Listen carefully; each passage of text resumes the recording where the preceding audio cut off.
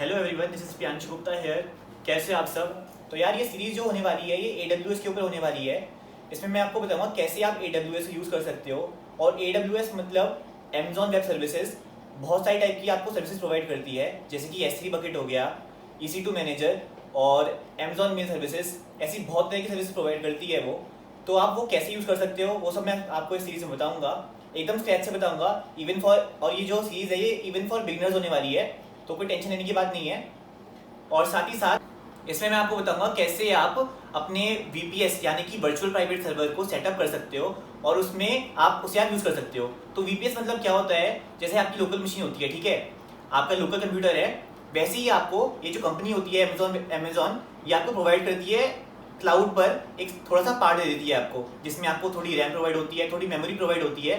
तो वो बेसिकली आपका एक तरह से सर्वर होता है, या कि मतलब आपकी मशीन होती है, लेकिन वो क्लाउड पर होती है, जिसमें आप अपनी वेबसाइट को या फिर और भी बहुत सारी चीज़ें उसमें आप डाल सकते हो और उसे यूज़ कर सकते हो।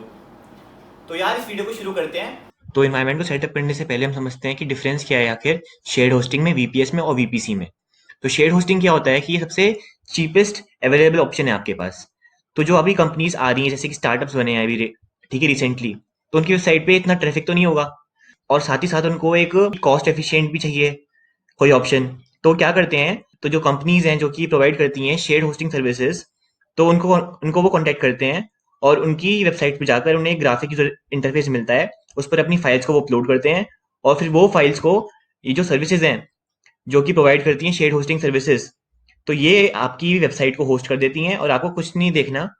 और साथ ही साथ जो वो सर्वर प्रोवाइड करती हैं वो शेयर्ड होता है बहुत सारी यूजर्स के बहुत सारी यूजर्स में, तो आपको कोई रूट एक्सेस नहीं मिलता है उसमें। और साथ ही साथ आप उसमें कोई भी अपनी मर्जी से कोई भी नया सॉफ्टवेयर इंस्टॉल नहीं कर सकते हो, तो वो सब चीज़ें वो हैंडल करती हैं और अपने हिसाब से जो रिसोर्स आपको चाहिए वो सब उसमें डालकर अपने सर्वर में और आपकी वेबसाइट को होस्ट कर देते हैं। और ना ही आपको इसमें कुछ सर्वर का देखना है कि वो चल रहा है नहीं चल रहा, या फिर उसमें सिक्योरिटी है कि नहीं। वो सब कुछ ये जो सर्विसेज हैं यानी कि कंपनीज हैं जो प्रोवाइड करती हैं शेयर्ड होस्टिंग सर्विसेज, वो सब हैंडल करती हैं। तो जैसे कि ये गोडैडी हो गया, होस्टगेटर हो गया, ब्लू डार्ट हो गया, ऐसी कंपनीज प्रोवाइड करती हैं ये सर्विसेज। फिर आता है वर्चुअल प्राइवेट सर्वर। इसमें आप क्या करते हो कि इसमें क्या होता है, स्टार्टिंग में ही आपको एक डेफिनेट कॉन्फ़िगरेशन का प्लान मिल जाता है कि इतना जीबी रैम, इतनी मेमोरी, तो फिक्स रहता है, आप उसको इंक्रीज या चेंज नहीं कर सकते। और लेकिन इसमें जो आपको सर्वर मिलता है वो शेयर नहीं होता किसी भी यूजर्स में।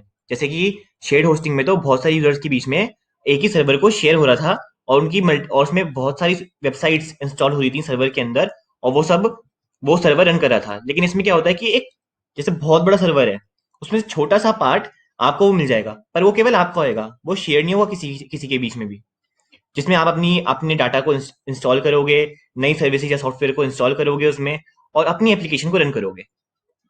लेकिन इसमें क्या होता है कि आपको सिक्योरिटी का ध्यान भी आप खुद से रखना पड़ता है। तो जो ये कंपनीज प्रोवाइड करती हैं सर्विसेज, वो हैं गोडैडी, होस्टगेटर, बिगरॉक जैसी कंपनीज प्रोवाइड करती हैं। फिर आते हैं वर्चुअल प्राइवेट क्लाउड में। तो जो AWS है वो आपको basically virtual private cloud services provide करता है। लेकिन वर्चुअल प्राइवेट क्लाउड जो है वो एक तरह से वर्चुअल प्राइवेट सर्वर ही है। लेकिन इसमें डिफरेंस क्या होता है, जैसे कि आपने वेबसाइट बनाई अभी, तो स्टार्टिंग में तो चलो कम ट्रैफिक है उस पर धीरे धीरे आपका ट्रैफिक बढ़ रहा है। तो वो जो सर्वर है, जो उसका कॉन्फ़िगरेशन है, वो उसको हैंडल तो नहीं कर पाएगा, क्योंकि उसकी तो फिक्स्ड कॉन्फ़िगरेशन है ना, कि वो उतना ही ट्रैफिक मैक्सिमम हैंडल कर सकता है। तो आपको क्या है, अपने रिसोर्सेज उसमें और इंस्टॉल करने पड़ेंगे, और साथ ही साथ उसमें आपको और उसका जो कॉन्फ़िगरेशन है उसको इंक्रीज करना पड़ेगा। तो वो आप कैसे करोगे? तो वो चीज़ आपको फैसिलिटी प्रोवाइड होती है वर्चुअल प्राइवेट क्लाउड में। और इसी फीचर को कहते हैं AWS के अंदर इलास्टिक लोड बैलेंसिंग। इसका मतलब क्या होता है कि जैसे आपका ट्रैफिक इंक्रीज होता है, तो आप उसके हिसाब से उसमें और रिसोर्सेज अपने हिसाब से ऐड कर सकते हो। और VPC आपको 100% अप टाइम की गारंटी भी देता है कि आपका सर्वर कभी डाउन नहीं होएगा। और साथ ही साथ इसमें क्या होता है कि सारे रिसोर्सेज जो होते हैं वो एक ही फिजिकल लोकेशन पर लोकेटेड नहीं होते हैं, क्योंकि जैसे AWS आपको बहुत सारी फीचर्स प्रोवाइड करता है, जैसे कि मैंने आपको पहले बताया था। तो जो कंपनीज प्रोवाइड करती हैं VPC की फैसिलिटी, वो है AWS, digital ocean, Microsoft azure, Google cloud. तो यार अब शुरू करते हैं हम अपना इन्वायरमेंट सेटअप करना।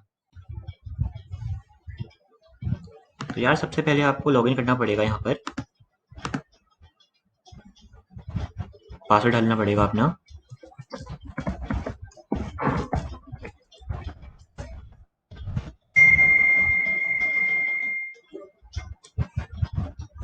लॉगिन करने के बाद यहाँ पर आप देखोगे कि बहुत सारी सर्विसेज प्रोवाइडेड हैं अमेजोन की तरफ से।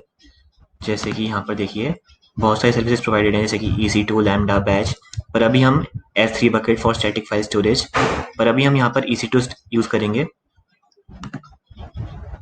और मैं दिखाऊंगा कि कैसे EC2 पर इंस्टेंस बनाते हैं। यहाँ पे कई इंस्टेंसेस पर यहाँ पे बनाऊंगा लॉन्च इंस्टेंस, और यहाँ पे आप चूज़ करोगे ऑपरेटिंग सिस्टम कि आपका जो VPS है या फिर इंस्टेंस है वो आप कौन से OS पे करना चाहते हो। तो बेसिकली वो जो आपका VPS क्रिएट होएगा वो आपकी बिल्कुल लोकल मशीन की तरह ही होएगा, जैसे कि आप अपनी लोकल मशीन यूज़ करते हो और उसमें मॉड्यूल्स को इंस्टॉल करते हो, बिल्कुल इन द सेम वे बिल्कुल वैसी का वैसी रहेगा। तो अभी मैं चूज़ करता हूँ Ubuntu 18.04, ये सिलेक्ट किया मैंने। यहाँ पे वो और सब डिटेल्स पूछेगा, मैं यहाँ पे सीधे रिव्यू एंड लॉन्च कर दूंगा। यहाँ पे वो डिटेल्स हैं, ये सब हम बाद में कॉन्फ़िगर कर लेंगे। अभी मैं सीधे लॉन्च करता हूँ। अब यहाँ पे वो बोलेगा कि आपको एक चूज करना है की पेयर, जिससे कि आप वो कर पाओगे उसमें। तो मैं यहाँ पर एक नया की पेयर इंस्टॉल करता हूँ, और ये इससे क्या होगा बेसिकली कि आप ऑथेंटिकेट होगे तो आपको ये पब्लिक की प्रोवाइड कर देगा, जिसकी मदद से आप इसमें एंटर कर पाओगे, VPS को एक्सेस कर पाओगे अपने। तो उसके लिए आपको सिक्योरिटी के लिए ये यूज़ किया गया है। तो मैं यहाँ पे सपोज करो टेस्टिंग सर्वर बनाया मैंने, और यहाँ पर मैं डाउनलोड की पेयर करूँगा। देखो यहाँ पर एक PEM फाइल इंस्टॉल हो गई मेरे लोकल कंप्यूटर पर। ठीक है, अब मैं करूँगा लॉन्च इंस्टेंस, टेस्टिंग नाम से बनाया है मैंने। अब मैं जाऊँगा व्यू इंस्टेंसेस पर। अब थोड़ा टाइम लगेगा इसे, स्टेट इसका जो रनिंग है वो रनिंग जब हो जाएगा तो इसका मतलब है कि वो हमारा स्टार्ट हो चुका है इंस्टेंस, पर अभी पेंडिंग स्टेट पर है, तो थोड़ा टाइम लगता है इसमें। जैसे ही रनिंग इंस्टेंस हो जाएगा फिर हम इसे एक्सेस कर लेंगे। तो तब तक मैं आपको दिखाता हूँ कि कैसे आप इसको एक्सेस कर पाओगे। मैं एक थर्ड पार्टी यूज़ कर रहा हूँ, मोबाइक्सटर्म। तो आपको कुछ नहीं करना है, यहाँ पे मोबाइक्सटर्म पे की साइट पे जाना है, और इसका होम वर्जन और इसका जो ये होम एडिशन वर्जन है वो इंस्टॉल कर लेना है। जैसे ही आप इसको इंस्टॉल कर लोगे फिर आपके पास ये एप्लीकेशन आ जाएगी मोबाइक्सटर्म, और इसको ओपन करके आप इसको एक्सेस कर सकते हो। ये देखो मोबाइक्सटर्म खुल गया है यहाँ पर, और इसकी मदद से आपको पूरा टर्मिनल मिल जाएगा, और साथ ही आपको FTP भी प्रोवाइड करता है, जिससे कि आप सारी फाइल को मैनेज कर पाओगे यहाँ पर। तो ये मेरे को अच्छा फीचर लगता है मोबाइक्सटर्म का, इसलिए मैं इसे यूज़ करता हूँ। बाकी आप PUTT5 भी यूज़ कर सकते हो, पुट्टी भी यूज़ कर सकते हो, जिससे एक्सेस मिलता है, लेकिन उससे आपको एक प्रॉब्लम रहती है, उसमें FTP यूज़ नहीं कर पाओगे आप। या और एक और ऑप्शन है फाइलज़िला, पर यहाँ पे मुझे मोबाइक्सटर्म अच्छा लगता है, तो मैं मोबाइक्सटर्म यूज़ करके आपको दिखाऊंगा कैसे करते हैं। बाकी सब कुछ सेम ही रहेगा वैसे तो। देखो यहाँ पर हमारा रनिंग स्टेट हो चुका है। अब मैं क्या करूँगा, यहाँ पे जाऊँगा स्टार्ट, अब मैं सेशन पे जाऊँगा, यहाँ पे गया SSH। यहाँ पर मुझे क्या करना होगा, इस इंस्टेंस को क्लिक करेंगे, और यहाँ पे पब्लिक DNS इसका कॉपी कर लेंगे। यहाँ जाएंगे, यहाँ पेस्ट करेंगे उसको, और यहाँ पे एडवांस SSH सेटिंग्स पे जाएंगे, और प्राइवेट की को कर लेंगे इंस्टॉल। यहाँ पे मैं जाऊँगा जहाँ पे डाउनलोड्स में, यहाँ पे मेरा सेव हुआ है, डाउनलोड्स में गया, testing.pem फाइल पे क्लिक किया, और यहाँ ओके कर दिया। और जैसे ही मैं क्लिक करूँगा ओके पर, तो आप देख सकते हो यहाँ पर मुझे पूछेगा लॉगिन एज। तो AWS हमें रूट एक्सेस नहीं देता है, तो हमारे लिए वो एक सेकेंडरी यूज़र का फॉर्म में हमें एक्सेस करने देता है VPS को। तो Ubuntu नाम से हमें वो अलाउ करता है। देखिए मैंने कैसे इसे एक्सेस कर लिया है। अब बिल्कुल आपकी लोकल मशीन की तरह रिएक्ट करेगा, और बिल्कुल जैसे आप लोकल मशीन यूज़ करते हो और उसमें मॉड्यूल्स को इंस्टॉल करते हो कोई भी फाइल को रन करने के लिए, बिल्कुल ना सेम वे आपको वो चीज़ देखनी है। बट आपको लिनक्स अगर नहीं आता है तो कुछ लिनक्स के कमांड्स होते हैं वो यूज़ करने पड़ेंगे। मैं आपको ऐसा कुछ है नहीं कि आपको वो आनी चाहिए, नेट पे सब मिल रहा है, सब मिलता है आजकल, तो आपको ईजिली कोई दिक्कत नहीं आएगी। देखो यहाँ पे होम नाम से एक फ़ोल्डर है, और उसमें उबुंटू नाम से फ़ोल्डर बना हुआ है। तो हम इस फ़ोल्डर में ही सारी अपनी जो हमारे प्रोजेक्ट्स वगैरह हैं उसको इंस्टॉल करेंगे या स्टार्ट करेंगे। आपने एक वो बनाया था, की पेयर बनाया था आपने सिक्योरिटी के लिए, है ना? तो अगर आपको देखना है कि वो कहाँ पे स्टोर होता है, जिससे आपको एक्सेस मिलता है इस VPS में, तो आप यहाँ पे जब जाओगे उबुंटू के अंदर, तो यहाँ पे आपको .ssh का फ़ोल्डर मिलता है। इसके अंदर ऑथराइज की नाम की फाइल है।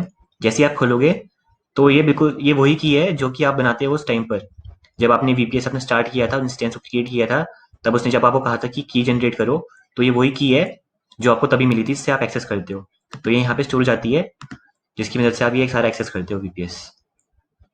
तो यार इस वीडियो को हम यहीं पे ख़त्म करते हैं। और यार आपको कोई भी दिक्कत आ रही हो या आपको कोई सजेशन हो तो मुझे यार प्लीज़ नीचे कमेंट सेक्शन में बताइए। और साथ ही साथ अगर आप चाहते हो कि मैं किसी और टॉपिक पर वीडियो बनाऊं या कोई और सीरीज स्टार्ट करूं तो मुझे यार कमेंट सेक्शन में बता दिया करो। तो मैं उसे देखकर आपके कमेंट्स को पढ़कर मैं पक्का बनाऊंगा आपके लिए वीडियो। तो यार अब नेक्स्ट टाइम मिलते हैं। Thank you everyone.